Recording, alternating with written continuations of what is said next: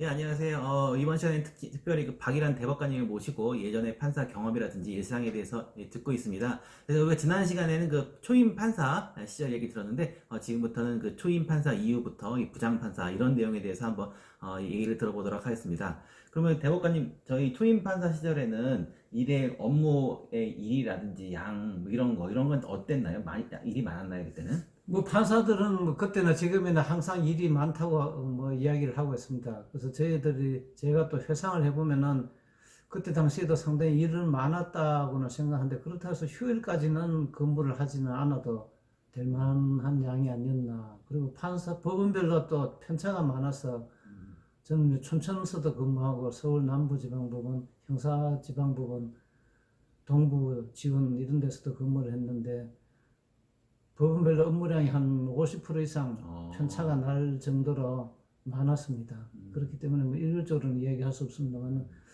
뭐 주말에는 하여튼 뭐 업무를 안 봐도 될 정도의 양이었다고 지금 기억을 하고 있습니다.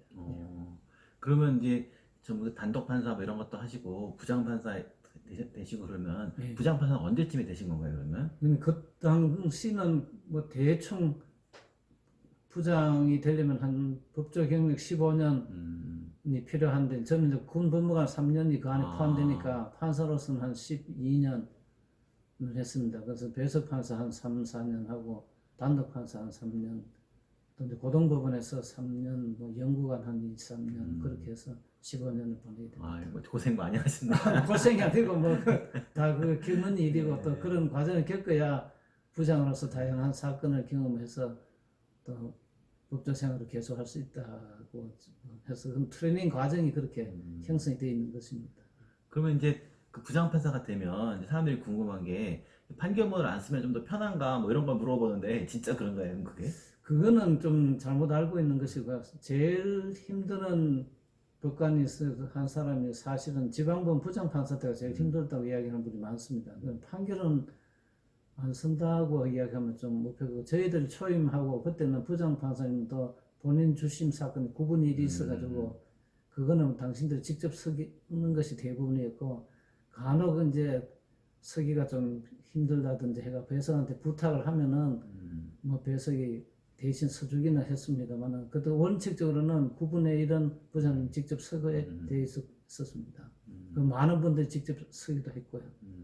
근데 이제 지방법원은 특히 어려운 것이 배석 판사들이 다 초임 내지 경력이 없다 보니까 모든 사건을 다 부장이 하나부터 끝까지 다 신경을 써야 되기 때문에 사실은 판결은 안 쓴다고 하더라도 고치는 것이 더 어렵기 때문에 더 힘들다고 이야기하고 있습니다. 그래서 저도 선배 법조인하고 만나면은 인생 중에서 판사 경력 중에서 서울 민사지방법원 부장 할 때가 제일 힘들었고 고등법원 부장은 이제 배석들이 경력이 10년 이상 된 사람들 오니까 조금 수월하고 뭐 이야기하기보다 좀 육체적으로는 좀 편하다. 좀 지방법원 부장은 참 힘들다 그렇게 이야기했습니다.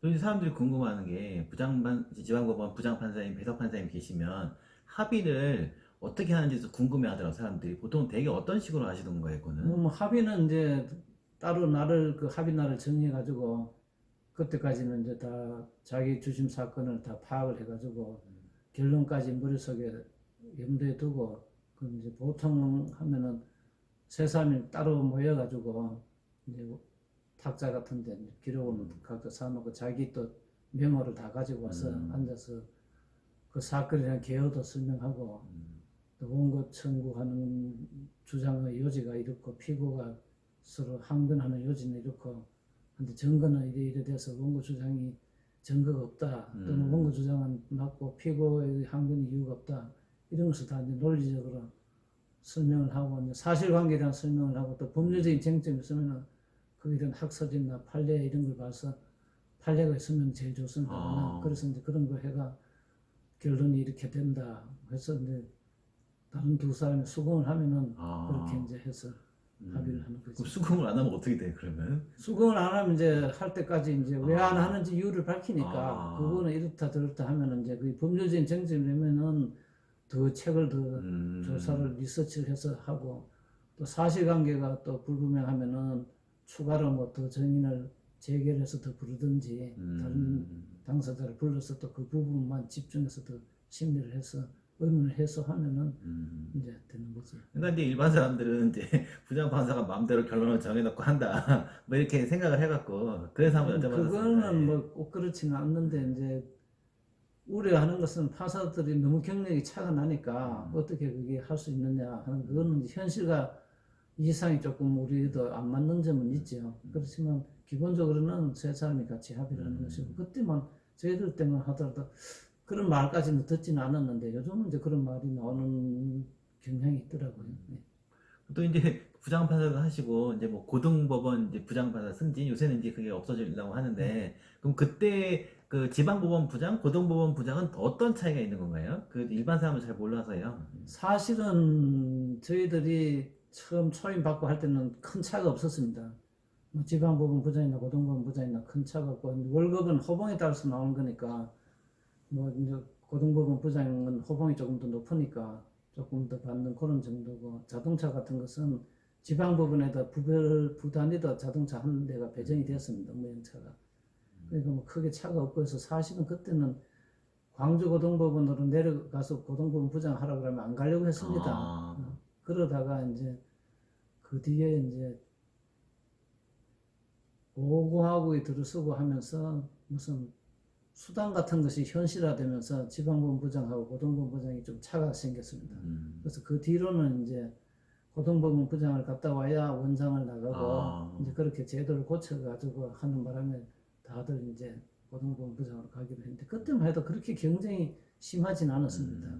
뭐 지방법원 부장도 그렇게 많지도 않았고 또 고등법원 부장도 뭐 중간에 또 사직하는 사람이 많아가지고 크게 경쟁이 그렇게 높지는 않는데 이제 그 뒤에 갈수록 점점 경쟁이 심해져서 이제 그것이 뭐 성진이다 아니다 하고 좀 예민하게 된 거지. 그러면 이제 그 고등법원 부장판사 하시다 이제 법원장 이런 것도 하시잖아요. 네. 그 법원장은 주로 어디서 근무하셨어요? 법원장은 뭐 고등법원 부장이 일단 되면은 나중에 이제 차례가 되면은 다 나가니까 대부분 거의 다 여태까지 거의 예외 없이 거의 다 나갔습니다. 그리고 나가면 또 법원 나름대로 서열이 있어가지고 그 서열에 따라서 자기 갈 곳을 정해주기 때문에 크게 뭐 어디 갈까 하고 될까 하고 신경을 써도 안 되고 뭐 서나 안 서나 자기 갈 때는 대충 다 자기가 알고 갑니다.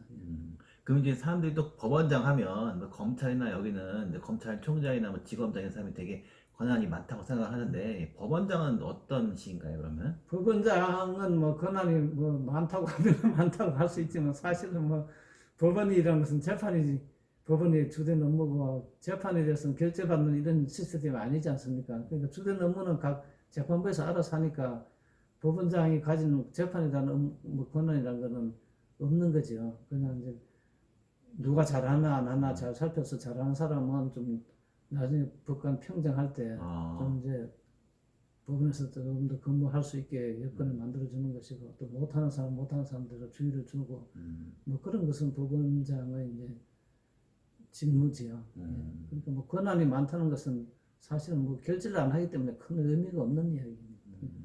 일단 여기까지 듣고 다음에 대법관 되신 일에 대해서 또 한번 들어보도록 하겠습니다. 예, 감사합니다.